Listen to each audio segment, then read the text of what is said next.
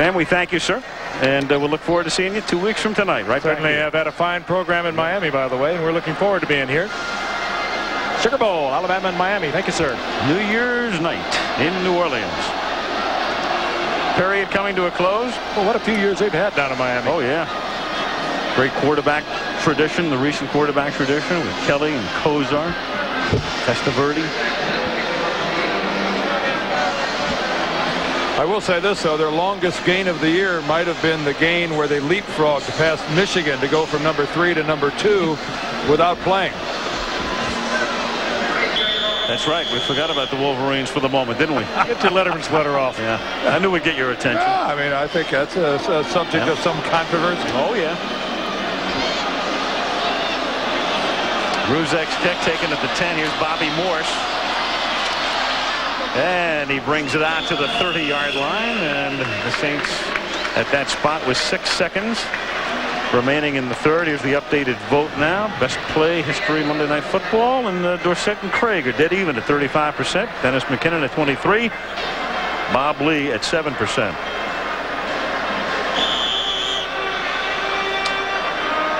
Here, Philadelphia leading 20-16. They try to remain on top in the NFC East with the Giants. And, of course, Philadelphia would hold the advantage, having beaten the Giants twice this season.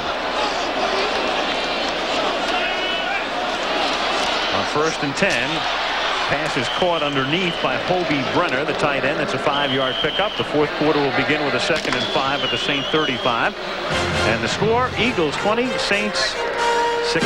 ABC's Monday Night Football returns from New Orleans after this from our ABC station. Tonight, Pat Swilling getting some oxygen. Well, that last sack of his where he got Randall Cunningham in the grasp, where he was knocked down by 2 guys and then got back up and came in the backside. That's the kind of effort that a lot of guys talk about, few give. Fourth quarter begins, 2nd and 5 at the Saint 35, and Forcade hits Brenner, and Brenner drags Seth Joyner and Andre Waters with him out to the 50-yard line, and a first down. And we'll take a look at the numbers through 3 quarters of play tonight. You can see the decided edge in yardage leading in favor of the Philadelphia Eagles, but again, they're also leading in turnovers 2-1. And it has been a tenacious effort by the Saints here this evening against a real talented football team in the Philadelphia Eagles. And in New Orleans, Nolans. on Monday night time. At the 50-yard line. The pass is incomplete. Oh, we saw Jerome Brown on the sidelines a little earlier for the Philadelphia Eagles. He was sucking wind, and a moment ago we saw Swilling over the sidelines. It's been that kind of game. Neither team able to run the football. There's Brown. He's up and active again, getting a little rest, however. He just was exhausted. It's been the kind of game for a defensive lineman or a linebacker who is used in the pass rush so frequently as Swilling is that it is flat exhausting, no matter whether it's air-conditioned or not. No running. You just go for the passer on almost every down. Brown's still frustrated, though, that it was a penalty against him that cost his teammate Clyde Simmons a touchdown. 2nd and 10 at the 50. Forcade and a near interception. We've had about 6 near interceptions tonight. That's Izell Jenkins with the drop, and it will be 3rd down and 10 at the 50-yard line. It's not often you'll see 2 teams make less of an attempt to run the football than these 2 here tonight. Jeff Fisher looking over the defense, sending Hogue and Frizzell in. It'll be 3rd down and 10. I think Philadelphia's problem has probably been the trouble with their offensive line. We talked about the problems left side with Darwin and the broken thumb by Heller. They're hurting pretty good. They've been trying to run the football in recent weeks. 3rd and 10. Saints from the 50. 4-man rush.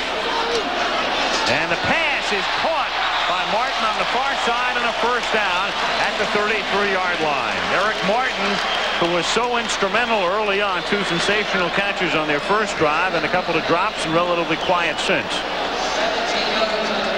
17-yard pickup.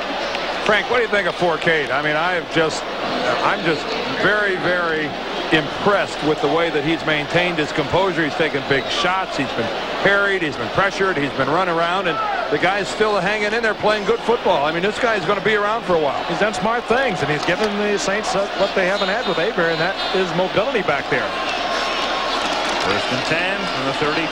Here's the pass, a high pass caught by Martin, a great juggling catch at the 25-yard line. Go figure it out. He's made 3 great catches tonight.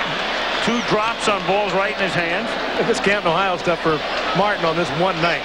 3 great catches with one hand.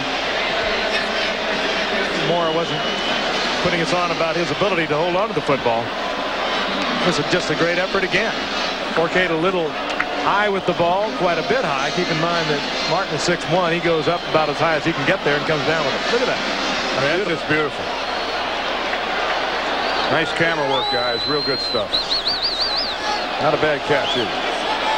Second and 2 from the 25. Here's Dalton Hilliard. He has the first down. He takes it to the 20-yard line. Byron Evans in on the tackle. With 13 minutes to go, Clyde Simmons also involved. First and 10, Saints at the 20. Saints would like to get Hilliard back into this game. He came into tonight with over 1,600 yards from scrimmage, receiving and rushing. And as Al pointed out earlier, other than just that reception for a touchdown, he has not been much of a factor for the Saints.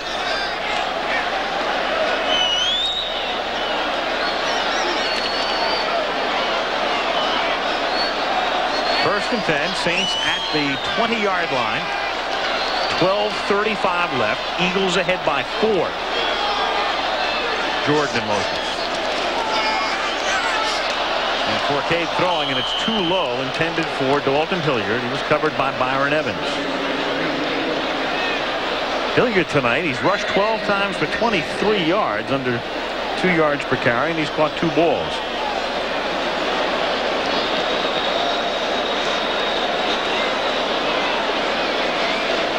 Second down and 10. Ironhead Hayward checks into the lineup. The #1 draft choice last year. Ironhead out of Pitt. Checking in at a smooth 265 pounds. He's in Jim Moore's weight doghouse. That's about 15 more than he should be. Lined up on a wing to the left. Forcade off balance pass is caught in the end zone for the touchdown by Martin. And John Forcade has no idea that's a touchdown. I'm not sure he knows yet. And Eric Everett wanted to push off on Martin and doesn't see a flag. Oh, what a super effort just to keep it alive. That was a square out and then a down. And Forcade had to buy time back there, and he was falling backwards as he released it. Watch the shot that John Forcade takes at the end of this play. That's Jerome Brown, number 99. He just sends Forcade going backwards, and he has no idea whatsoever that that's been caught. And on the other end, it was Martin against Jenkins.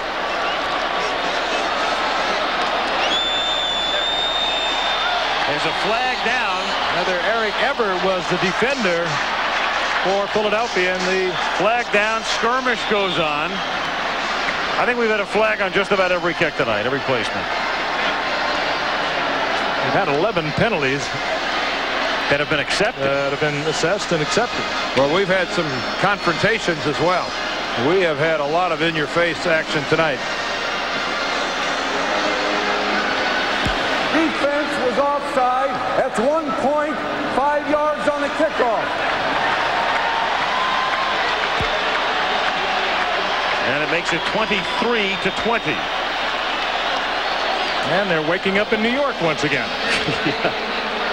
If they ever went to sleep on this one. Giants, of course, certainly aware of the implications of this game. Let's take a look at it again. Pressure holding as long as he can.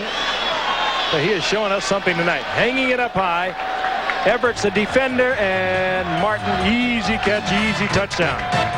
But give it all to Forcade. Great effort. The Eagles now finding themselves trailing.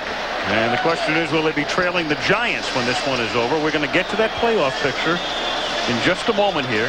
23-20, the Saints now leading by 3, 12-21. Remaining in the fourth quarter, Morton Anderson's kick will float